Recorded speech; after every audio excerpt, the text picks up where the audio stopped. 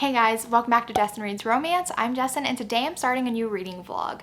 So as part of my July TBR, I had 6 friends pick a book each for me to read and I'm gonna kick it off this weekend. I'm gonna do 3 books, so it'll be kind of part 1 and then the other 3 books I'll do in another separate vlog sometime during July.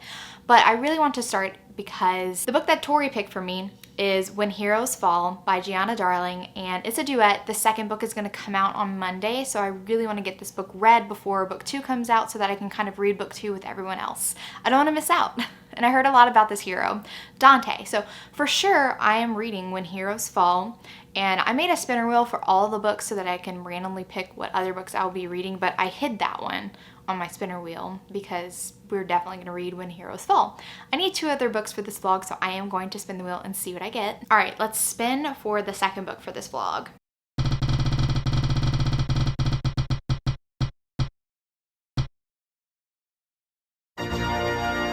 Chastely, Bitten by Lexi Foss. This is the book that Jen from the Book Refuge picked for me. It's paranormal, it has like vampires and lichens in it. I'm very excited about this because she really loves like this entire series. She binged this entire series, I want to say, or close to all of them. And I'm in the mood for a good paranormal, especially after I read A Lady of Rooksgrave Manor. I was just like, ooh, this feels so fun because I've been reading so many contemporaries and so many historicals, so I'm very excited about this one. All right, so let's hide that slice and choose a third one.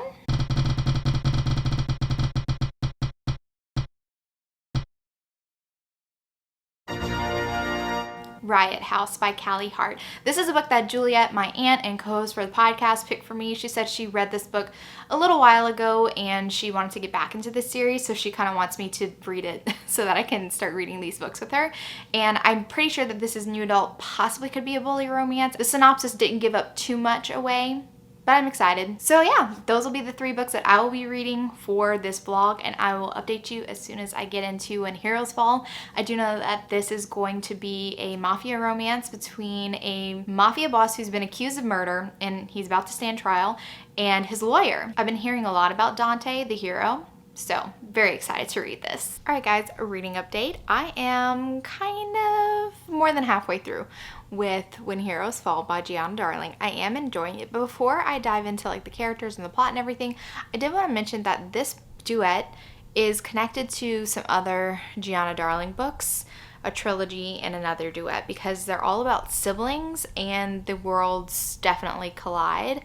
Especially the Enslaved Duet. I feel like I should have read the Enslaved Duet before When Heroes Fall. For me personally, I feel like the events of that happened in the Enslaved Duet have like a direct effect on this particular duet. Now, I have read The Affair, which is the first book in the Evolution of Sin series. I didn't like it because this book is about cheating. It's about egregious cheating. And I did not like that at all. So I only read the first one. And I spoiled myself for the rest of the books, and I was like, I'm glad I didn't put myself through that. That also has a lot of ties with When Heroes Fall.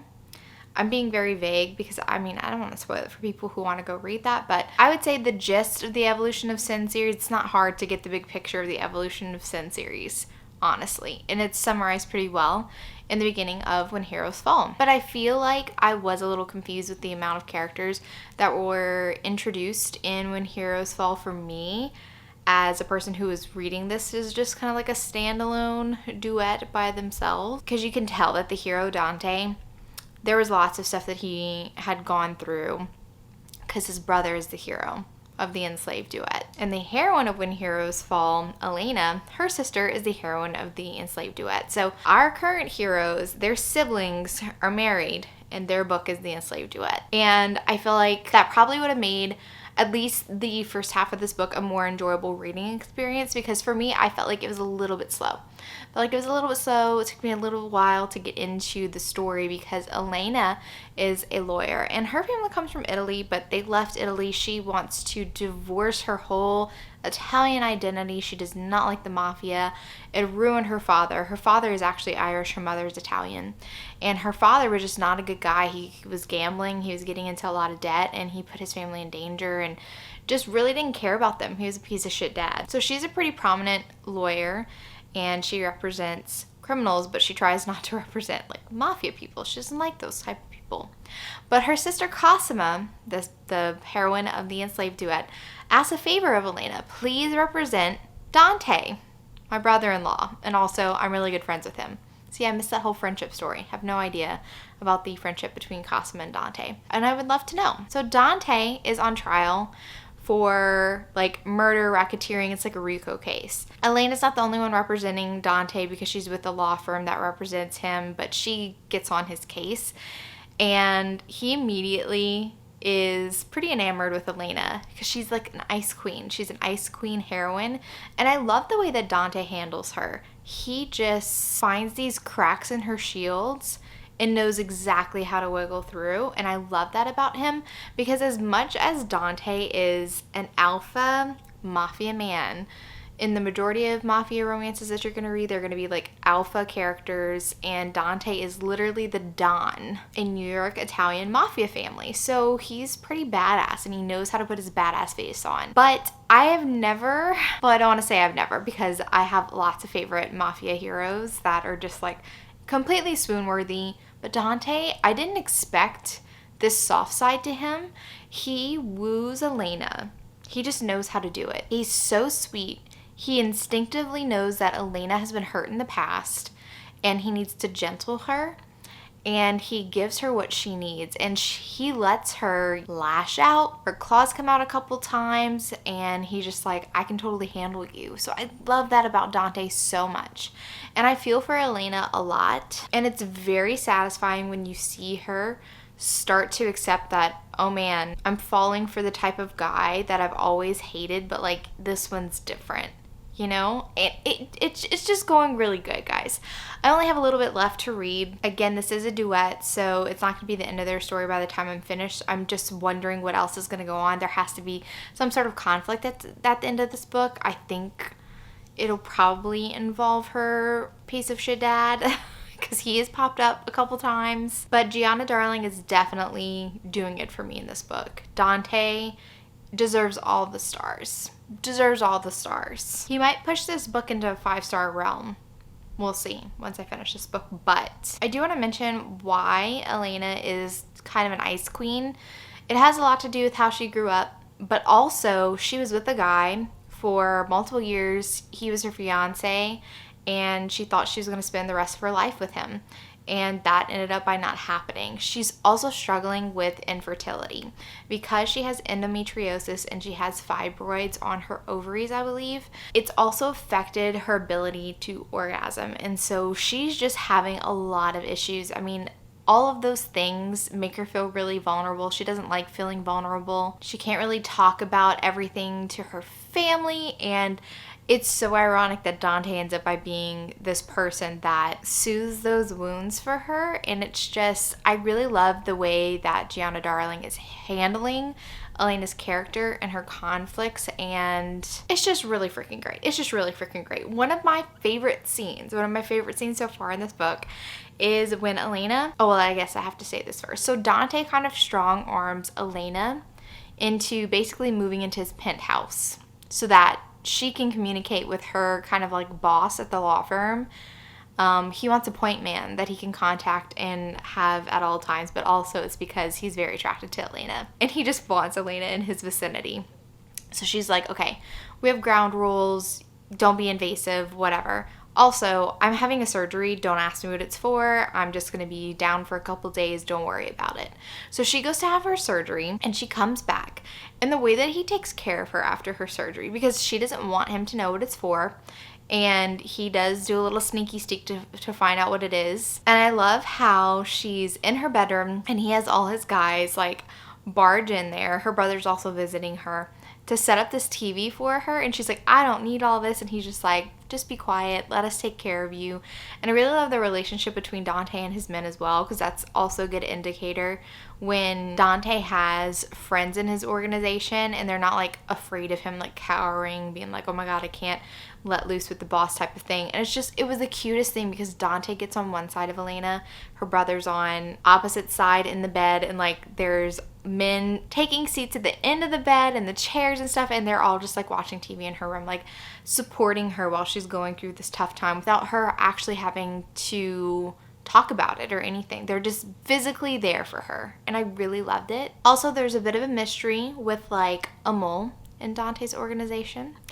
They are at war with some other people, which I think this is part of the reason why I'm like, I really needed to read The Enslaved Duet before I read this, didn't I? I hate whenever that happens. But yeah, so I'm just waiting for the other shoe to drop with this story, see what the conflict's gonna be, see how it all wraps up for me. And I'm really excited because there's only like 2 more days until When Villains Rise come out, so I'll be able to read it while everyone else is reading it, and I'll get to talk about it whenever it's fresh in everybody else's mind. So it's basically looking really good so far. I will update you guys as soon as I finish this book and give you my rating. Alright, so I finished it. I can't believe I'm staying up this late to read, but I felt like I needed to finish it. There was lots of stuff going on with the third act conflict, and it's really like the catalyst of a lot of things that I'm sure is going to be a main plot point for book 2. They're just yeah, I'm having fun. I really did enjoy this book. I think I'm going to give it a 4.5 stars. Just because of that slow beginning, I feel like it's really not a good standalone duet. I really wish it would have been more clearly indicated that the enthralled and enslaved duet needed probably to be read first. And I felt like I had enough information from reading the first book in the Evolution of Sin series that I didn't need to read the whole thing. I got the gist of it from book 1. I'm good. But I think it would have really helped if I would have read Cosima's story, Cosima and Alexander, which is a captor-captive romance. I'm intrigued, and I'll probably go back and read it. Now, some other minor things going on in the background. I'm worried about this background character. Her name's Bambi, and she cooks and cleans at Dante's house. She's a young single mother, and she has the cutest little girl named Aurora, and some things are going on with her. I'm worried for her safety, and I feel like if that's going to be something that is going to be explored in book 2, like, I'm afraid for her, and I don't want anything bad to happen to Bambi. I don't know why I'm attached to this character, Bambi. I just think that she's really sweet, and I don't want anything bad to happen to her, and I'm just having a bad feeling about it. But back to our main characters. Elena, the way that she opens up to Dante is so beautiful. Their sex scenes are so freaking, there's a sex scene, okay, I'm sorry, there's a scene where she hears these moans, and she's living in Dante's apartment, and this is before they're like actually together, but I just have to mention this one because it was so freaking hot. And she's like, is he banging another woman in this apartment? She's kind of having feelings for him. He's been flirty, but they haven't done anything about it yet. She walks toward the noise. Her jealousy is on the rise, but instead she sees Dante sprawled out on a couch in his study, and he is jacking off. And then he sees her watching him. It was so freaking hot. I was like, wow, I love it. I loved it. Anyway, Dante is a wonderful, sweet-talking Mafia hero who also feels incredibly badass and powerful and alpha, but he has a silver tongue, man. I mean, the words that come out of this dude's mouth, it's like, are you for real? He's book boyfriend material. I mean, what more do you want me to say? He's so good. I know exactly why everybody was like singing his praises during the Mafia Romance Readathon. I mean, yeah, I agree. I'm on the Dante is amazing train. I really can't wait for the second book and see what's going to be going on, because there are some big changes toward the end of this book, and it's a shakeup. It's going to change the whole scene and the plot, and just lots of stuff happening, guys. I'm being vague because I don't want to spoil anything. So I'm so glad that I really liked When Heroes Fall. Big A+ from Tori. Thank you for the recommendation. I don't think I'll be done with this vlog by the time When Villains Rise come out. I might be still vlogging by the time it comes out, because tomorrow is 4th of July. I'm pretty sure I'm not going to get any good reading done, and the next book that I want to read is Chastely, Bitten, and I'm pretty sure that the audio's on AnyPlay. That really wouldn't work for me listening to it tomorrow.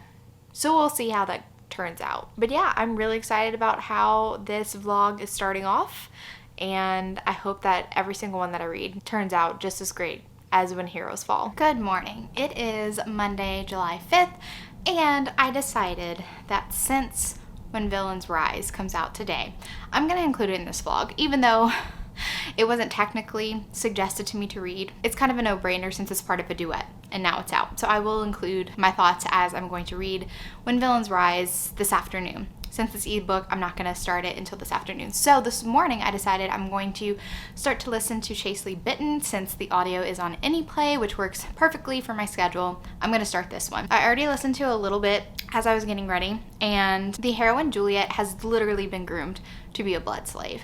And groomed to the point where she expects to be treated like in very cruel and inhumane ways and possibly die. Possibly be drained of her life. Like, she is literally there for the pleasure or whatever sadistic tendencies for the vampire who buys her at auction. And it is crazy sauce, but the person who did buy her, Darius, he is already changing the way that she's thinking, or at least challenging what she thought she knew being a blood virgin would be, because he's telling her, don't do this, even though it was part of her training.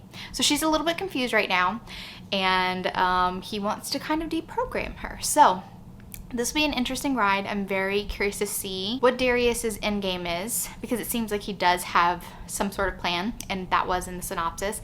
And I'm also interested to see what Juliette's personality is going to be like once she wakes up from this very robotic, no personality kind of thing. I don't know who she is yet, and she doesn't know who she is. So I find that completely fascinating, and I can't wait to dive into this. So I will keep you updated once I listen to some more in this audiobook. I'm hoping to finish it by today, but we'll see. And then I will jump into When Villains Rise this afternoon or later on tonight. Just depends on when I finish Chastely, Bitten. Hey guys, I am here to give you an update on Chastely, Bitten. Yes, I am wearing a big sweatshirt blanket, but I'm a little chilly, and we're just gonna deal with it because I'm always cold at night whenever I read. Anyway, so I got about halfway through Chastely, Bitten so far. I'm really intrigued with this world. I'm just starting to get into Darius's motivations for buying Juliette. So we find out that the heroine Juliette, the way that she was trained is just so horrifying, the way that she basically doesn't really have an identity. And she's trying to be this good subservient girl, this good subservient blood virgin. And whenever Darius brings her to his house and introduces her to two of his friends, she thinks that, oh my god, these three vampires are going to totally rip my neck out and kill me. But I have to sit here and I have to bow and I have to call them sir and not look at them in the eye. But yet Darius is like, you will not bow whenever you see me. You will not look down whenever I talk to you. I want you to look me in the eye. And this is throwing her for such a giant loop, because she's just like, none of this is what I was taught. Everything that she was taught, Darius is saying, don't do that. So it's confusing her, and I feel so badly for her because she just doesn't know. She's like, is this a test? Am I going to follow his directions and then he's going to be disappointed because I am not behaving in the way that I forgot what she calls the lady who was kind of in charge of her and like the other girls, how she was taught to behave. But of course, then we find out, as Darius is chatting with his friends, they're talking about her like she is a toy, a pet. But there's some greater scheme. There's a reason why Darius decided to buy her, and he actually wants to break her training. He wants to break her training for a reason. He has this scheme up his sleeve because there are these people, we don't know them yet. We don't know the specifics of who Darius's targets are, but he kind of wants Juliette to be kind of like a sleeper agent. Outwardly, the sweet, biddable blood version, but inside, he wants her to wake up to reality, know that she is a slave, and that it wasn't always like this. And there was this scene when he is trying to tell her, like, you have free reign of the house. You don't have to stay in your room. Make sure that you eat, and would you like some books to read? He brings her to the library and he gives her a history book, this history book of when humans were in power. And he shows her a whole nother shelf with documentation that shows the rise in power of the vampires and the lichens and the subjugation of humans. He's purposefully trying to make her enraged at her situation and mad at the vampires, mad at the people who have done this to her. It takes her like 2 weeks or maybe even 3 weeks to read through and even confront him about it. And he just like, yes, let me try to retrain her.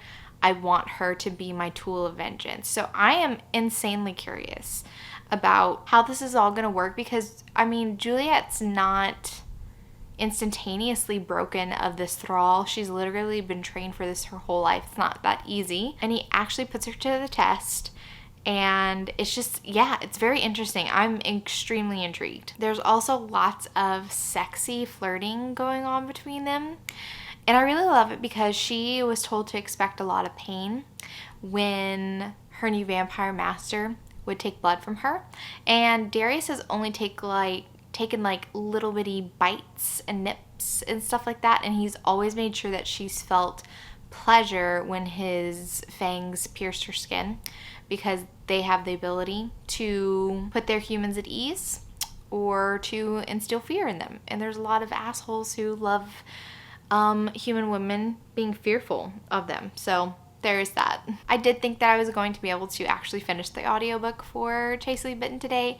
It turned out I just couldn't. I was a little bit too busy to pay attention, because I feel like I definitely have to pay way more attention to paranormal or fantasy books. It's just like the world, the characters, I need it all straight in my head. If I'm not paying attention, then I have to like go back like a minute or two so that I can get a few things straight. And it's just not what I want to do. So I'm going to continue the audiobook tomorrow while I work. So for now, before I go to sleep, I don't think that this is such a great idea, because this is like 9 o'clock at night. I'm not a night owl. I'm not a night owl at all. But I'm deciding to start When Villains Rise. I've actually already read the first couple of chapters before I came do this update. And whoa.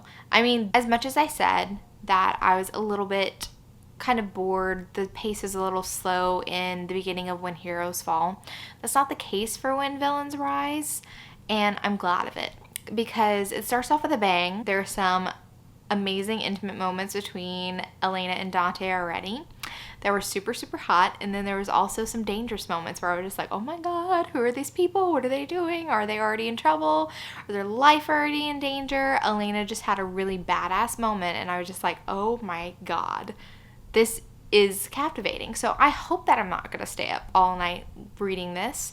I'll be sleep deprived tomorrow, and I won't be able to pay attention to Chastely Bitten. I do want to make a dent in this book, and I think it'll slot nicely into this video. So basically you get a bonus book for this video. Okay, I'm gonna go hop back in to When Villains Rise before I conk out. Alright guys, I'm here for another update, and it's actually gonna be the final one of this vlog, because I'm being real with you. I was in a book slump. I was in like one of the worst book slumps that I've had in a while this week, or the past couple of days, and had a lot to do with doing this vlog like right after the historical romance readathon. Of the 7 books that I read for the historical romance readathon, I only like 2 like enough to say like I really, really enjoyed them.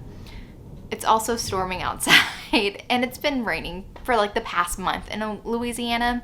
It's just hard to avoid it at this point. But looking back on what I read, especially for the readathon and then doing this vlog, I can totally see why I'm in a book slump, because I actually get in more of a book slumpy mood if I read a lot of middle of the road books in a row, if I read a lot of like 3s in a row.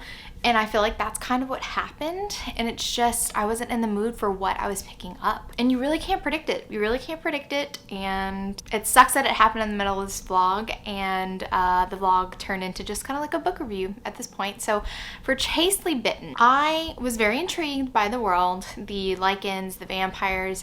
I wanted to know what was the motivation of Darius. I wanted to know what his plans were for Juliette.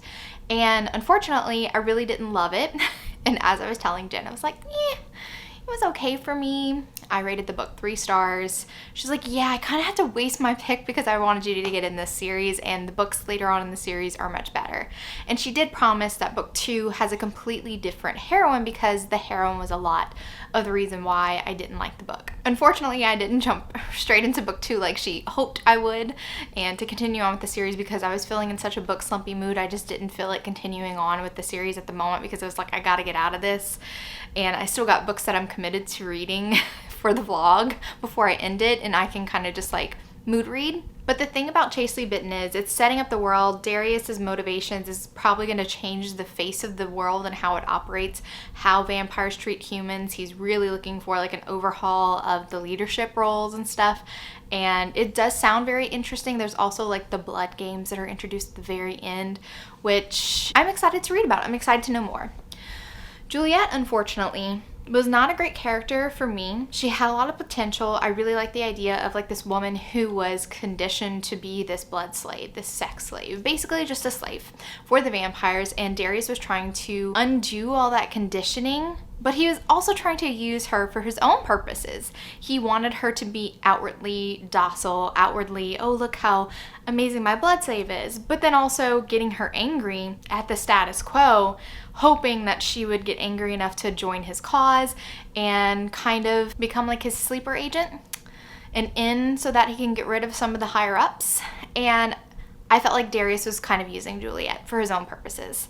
And I would have loved a time jump to see her shake off the conditioning, because I know that she couldn't just shake off the conditioning like in a snap. This is a lifelong conditioning that she has gone through, and I feel like she really unfortunately did not have a personality until the very last chapter. Whenever he tried to do this dumb hero move thing and she was just like, excuse me? No? And I'm like, finally she is standing up for herself, because 80% into the book she's still asking permission to speak. And I was just like, ooh, it just does not feel like a good romance, a good balanced romance connection. So I didn't love them as a couple, didn't love her as a heroine, didn't love him as a hero, but I still was invested in where it was going. I still wasn't invested in Darius's mission, and I'm curious to see kind of his future plans, and the people who are introduced towards the end of the book are future characters that get future books. So yeah, I will eventually get back into the series, just once I am firmly out of the reading slump, you know? Then I read When Villains Rise, because I wanted to kind of complete the Giana Darling Duet story, and I wanted to kind of review it as a whole. So this was my bonus book. I like the book. There's nothing overtly wrong with it. And I was trying to kind of get my feelings about it, like what is exactly about this duet together didn't fulfill me as much as it was fulfilling other people, because I know that Jen rated When Heroes Fall and When Villains Rise, I think both 6-star books for her, and it just did not have that level of enjoyment for me. I thought they were fine, I thought they were good, but I also didn't think that it should have been a duet. Personally, this is a completely personal opinion. Normally I don't really gravitate towards duets. I say a handful of authors, but I can only think of one off the top of my head, which is Ilona Andrews, that I trust to write the same couple for multiple books, like in a trilogy, which she does for the Hidden Legacy series. The plot beyond the romance is interesting enough that I think it warrants a trilogy. And unfortunately, I didn't think the plot for this duet, I think it's called Anti-Heroes in Love, I didn't think it needed 2 books. I think we could have fixed the pacing issues that I had in the beginning of When Heroes Fall, because I was a little bit bored. It was too much. It was just too much information that I need to have from other books that she was recapping for the audience and stuff. So I didn't love that. I felt the slow pace, but then it picked up. The romance picked up so well for me in the second half of When Heroes Fall. When Villains Rise, I immediately was loving it because it opens with like a really sexy scene, and I just loved Dante. I loved the way that he loved Elena. I loved their relationship. But then I realized that, and spoilers for those who don't want to know anything about the second half of the book, because it really kicks off with a spoiler. So I'm going to put that right there. I realized that we weren't going to stay in Italy very long. I realized that most of the action was happening in New York, and once I finished reading all the scenes in Italy, and we did return back to New York because things were happening there that Dante needed to deal with, we were back in the situation that they were in before they left. So he was running because he didn't want to go to jail, but then he returns to go to jail. Nothing actually important really happens, in my opinion, in Italy. I think all that could have been cut out. They could have gone to Italy after all the stuff was handled, as like a honeymoon. I didn't need the side plot with the Don in Italy that was just disgusting and vulgar and trying to dick measure with Dante. I didn't need his ex-fiance. I didn't need her explanation, honestly, unless she's setting up for like a future series. I'm not sure. But everything that interesting happened back in New York. But unfortunately, something that I predicted to Jen after reading When Heroes Fall, was like, I'm kind of worried for Bambi.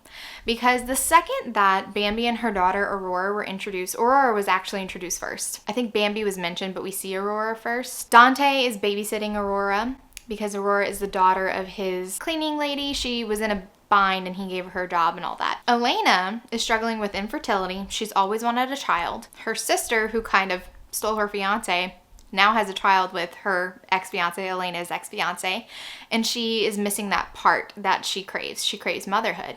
The second that she sees Aurora on the island in Dante's penthouse, and she's like almost starstruck once she sees Aurora, and I had a bad feeling that this child was being introduced so that Elena could adopt this child, because she was like looking at Dante being all fatherly towards Aurora. Elena also gives her a nickname, Aurora, because Aurora doesn't like her name because it's a princess name and she's not a princess. And I was like, oh no. Then Bambi was like, I'm having trouble with Aurora's dad. He's scaring me and scaring her. And Elena's just like, oh no, I'll refer you to a family lawyer. Or you could have told Dante, hey, she's having issues. You might want to have her stay with us in the penthouse so that she doesn't get like abused and Aurora is not in danger. That doesn't happen because it needs to go in a way that Aurora, the little girl, is going to witness her mom's death by the hand of her father and also the death of her uncle. I also called who the mole was as well, which it kind of was Jocko, however you say his name, and Bambi, who were being kind of moles at the same time, because of course Aurora's father is literally the enemy of Dante. How does he not vet his people? I don't know. If someone's gonna have access to your penthouse and stuff, you kind of gotta go looking for what they got in their past and who's on her birth certificate, Aurora's birth certificate. Anyway, so of course, Elena and Dante get to adopt Aurora. And I was just like unfulfilled with that storyline. I didn't love it. I was like, Bambi could have lived. Bambi could have 100% lived if Elena took initiative. Because this is the Mafia and Dante is rich as shit. He already kind of pays for, rents her out at a low rate. So why not just move her in? Let's go look at her guy who's abusing her before we allow her to go back into a bad situation. Anyway, I just didn't love that. So all that to say, as a whole, I don't know if I could rate the Duet as a whole of 4 stars because I had issues with it. It would have been a tighter story for me if it would have been all in one book, all happened in New York, because there was a lot of compelling stuff. For me, it was revealed a lot of what Elena went through whenever she was a child. Her history with this guy named Christopher. It was kind of mentioned in the first book. We never really got what happened with Christopher. And then we really get some information, like some explicit information. I was just like, whoa, that's crazy. And if I would have read the Affair series, I would have had some of the information as well. But I didn't. So I don't know, because I feel unfair rating When Villains Rise a 3.5, but that's how I feel. And it does kind of lessen my enjoyment for the first book. But like, Dante is so worth the read. It's so hard to talk about this book because I think that Dante is a wonderful hero. I love how he talks to Elena. I love the way that he loves Elena. They have some really sexy scenes, but I skimmed a lot of When Villains Rise. A lot. Anywho, next up, Riot House. I started Riot House last night because I was like, I can't put it off. I decided to kind of like take a break from this vlog and read something that I knew would cheer me up. I did a reread of Blue-Eyed Devil by Lisa Kleypas. It did make me feel better. Then I started Riot House last night and I was just like, you will be committed to reading. Don't turn on the TV. And I'm not even a big TV person. You know, something's wrong whenever I'd rather watch TV than read a book.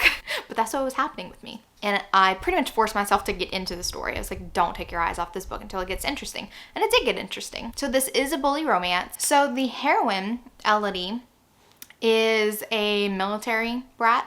Her father's in the military and she has some very traumatic things that happened to her in the past. Just warning you up front, it is not told until later on in the book, but I was just like, wow, that's like a lot to have gone through. And she was like 14 years old. But anyway, the hero is kind of the king of the school and he has these 2 best friends. They live in this off-campus house. They're the only students that go to this kind of boarding school that live off campus, and the house is dubbed the Riot House. So Ren is our hero and he decides to start messing with Elodie the second that she walks in. I think it's just like that group of boys. They just like mess with all the new people. They mess with people because they can. There's no real rhyme or reason why. But Ren and Elodie actually have a lot in common because Ren's father is also a military person and both of their fathers are complete and utter assholes. Like, I hate them. Elodie's father wins the Evil Human Being Award, but Ren's father is very much an asshole. Just don't like him at all. So of course these 3 guys, they have reputations.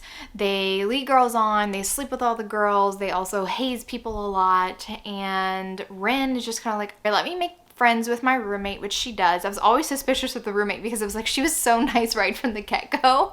And there was some other like mean girl in the background, like Daminia, I forgot her name, but it was unusual. But yeah, I was waiting for the other shoe to drop with that best friend. I was like, she can't be for real. She's so nice. We also have a mystery. There was this girl named Mara that everyone's like, shh, don't scare her yet. Don't tell her what happened to Mara. And I'm like, what happened to Mara? You know, so I was invested in the story because I wanted to know what Ren's motivation was, and I wanted to know what happened to Mara. And you knew that it was tied up in something that Ren did, or something with the Riot boys, or like the Riot house boys, whatever you call them. Some things that didn't really work for me in the book. I feel like once Ren decided that he wanted Elodie for himself, there wasn't really a reason why. He was just kind of like, what is this feeling? No one's ever made me feel this way. And like I had no evidence of like, what are you feeling? What did she do to make you feel differently? Like they really didn't have any interaction that was just like, oh, I see. She's understanding him on a different level. They really bonded because of their parents. And I guess that was all that it took for him to just be like, this girl can understand me, which is fine. But like his friends, I didn't really feel like they were friends. They were just a bunch of assholes who banded together. They didn't particularly like each other.